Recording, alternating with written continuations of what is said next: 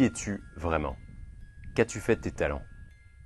Dans nos vies modernes, entre nos relations amoureuses, nos amis, notre famille, notre travail, nos aspirations, nos projets, nos responsabilités, c'est difficile de prendre le temps. C'est difficile de connecter à qui on est vraiment. Le risque, c'est de laisser couler sa vie en se conformant aux attentes de tous sans écouter ses propres envies. En recevant mon diplôme d'ingénieur, j'avais peur de me retrouver un jour, après X années, avec un goût amer dans le palais. L'amertume, d'avoir gâché toutes ces années précieuses de ma vie, à vivre en pleine conformité. De poursuivre à l'aveugle les critères de succès d'un système rouillé et à bout de souffle. De me faire petit dans mes relations amoureuses. Et surtout de ne pas savoir comment nouer un vrai et solide lien dans mes amitiés. J'avais peur de mener une vie banale, confortable, mais aussi déconnectée et profondément isolée. À l'époque, j'étais rongé par mon mental, qui m'assurait que j'étais juste un amas d'atomes organisé par 4 lois fondamentales de la physique. Et puis, j'ai décidé de choisir un chemin différent. À l'époque, je ne le savais pas. J'écoutais une petite voix qui me disait qu'il y avait autre chose de possible.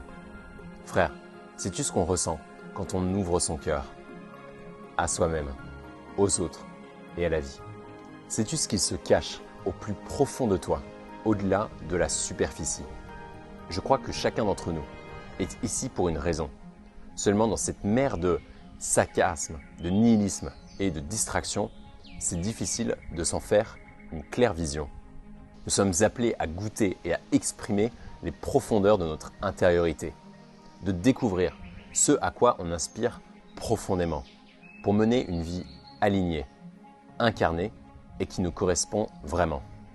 Et ça implique d'explorer un bon nombre de ces facettes intérieures, comme ces parts d'ombre, ces mécanismes automatiques, mais aussi ces charismes, ceux qui nous rendent brillants aux yeux des autres et qui sont pourtant tant difficiles à réaliser à l'intérieur de soi.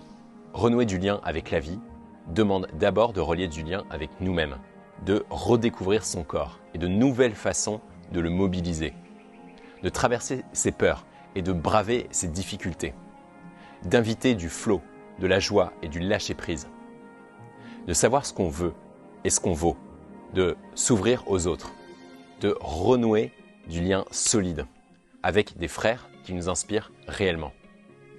Ça, c'est ce qui t'attend dans cette retraite, le masculin authentique. Alors durant ces 4 jours, je ne te propose pas la joie, l'amour, l'authenticité à chaque instant.